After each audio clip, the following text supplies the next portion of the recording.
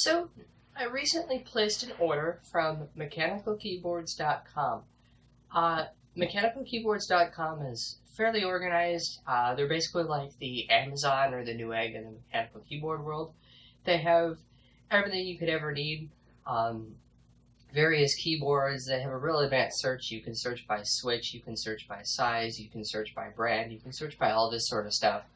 But they also have accessories, O-rings, stuff like that, keycap sets. Basically everything you'd ever need in the realm of mechanical keyboards you can probably find there for a reasonable price.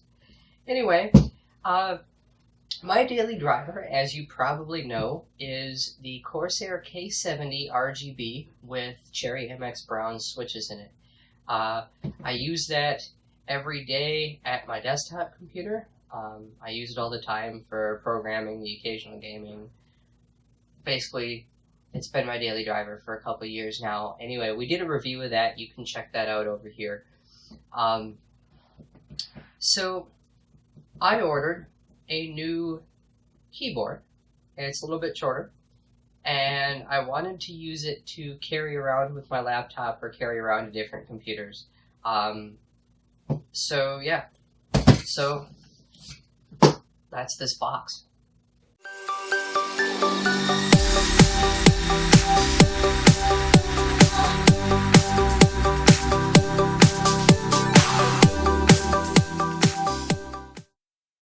So, in this box is the Ducky One keyboard with RGB backlighting with Cherry MX blues in it.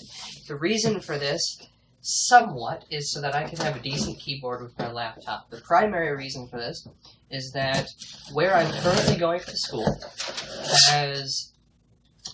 it's a tech school. So I'm going in for an IT program, and I'm basically in the IT building all the time. Every room in that building or on that IT floor is filled with computers. There's like 30 computers in each room, and the keyboards have been around a while. They're not terrible keyboards. They're actually somewhat okay to type on, but they're worn out to the point where the rubber domes are kind of mushy. So I wanted a new keyboard that I could throw in my backpack with relative ease, so I ordered a tenkeyless. By the way, we did a couple of fast tech videos. You can check out the fast tech for mechanical keyboards, and if you really want to get into it, the one on different types of switches, there and there.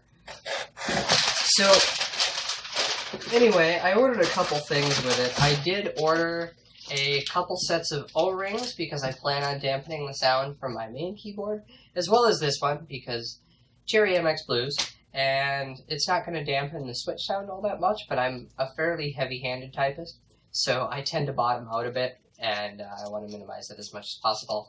And I also ordered a keycap puller because I don't have a keycap puller yet. My primary keycap puller was literally 2 paper clips bent together to work like one. So there's really nothing else left in this box other than that, but this is the box for the Ducky One. So, according to the dimensions on the back, it is 356.6 millimeters by 133 by 41, and it only weighs 1.1 kilograms. So yeah, so it's interfaced over USB. Ducky keyboards are made in Taiwan, so the website is duckychannel.com.tw. Very convenient. Water and beverages can't be poured into the keyboard. Good to know.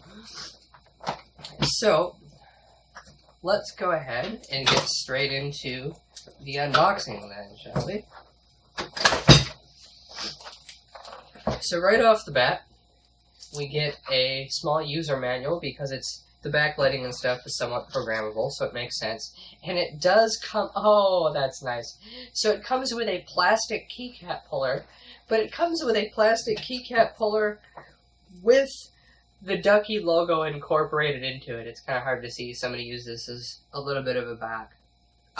So that's like the beak of the duck and everything, and I don't know what that is because there's nothing really sticking off the back, but that was kind of a nice touch.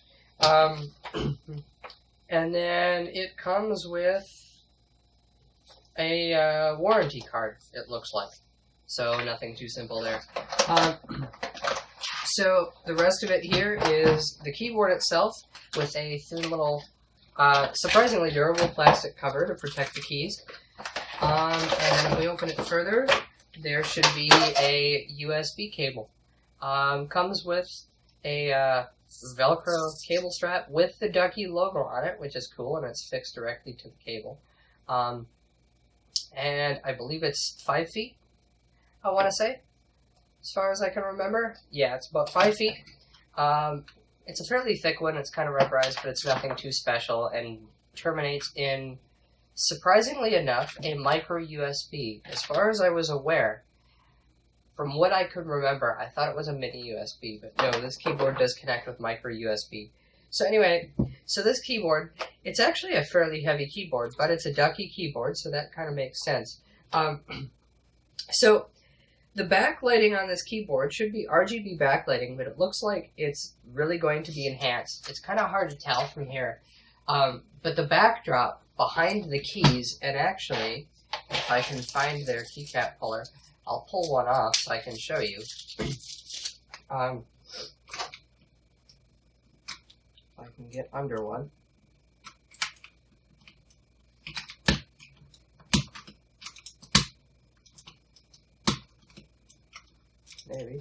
Maybe not.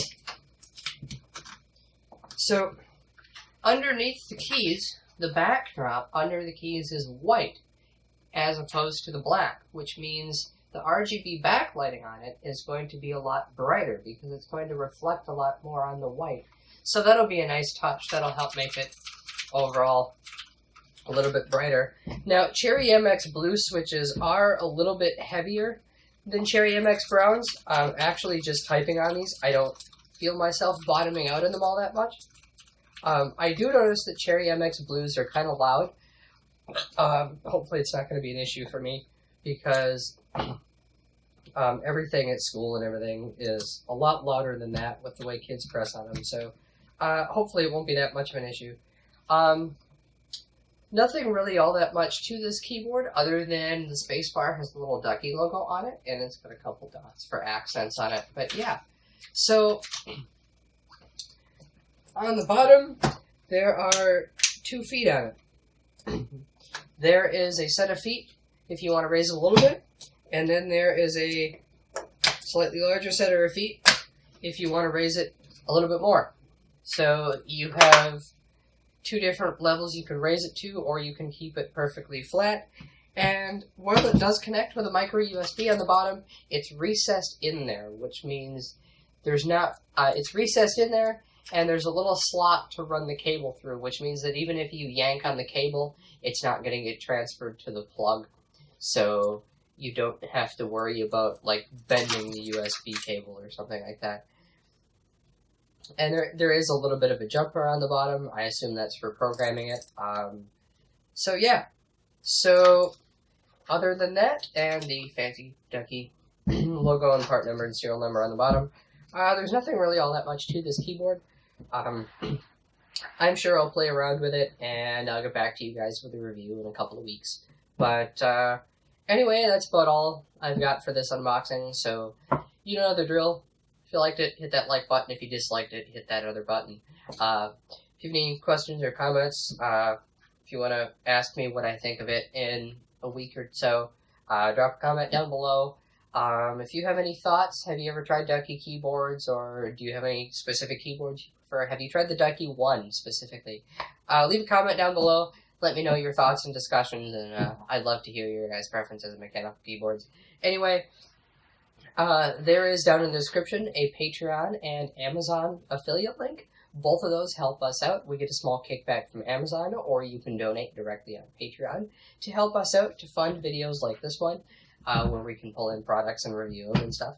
Other than that, there should be a link to mechanicalkeyboards.com down in the description, as well as for this particular keyboard.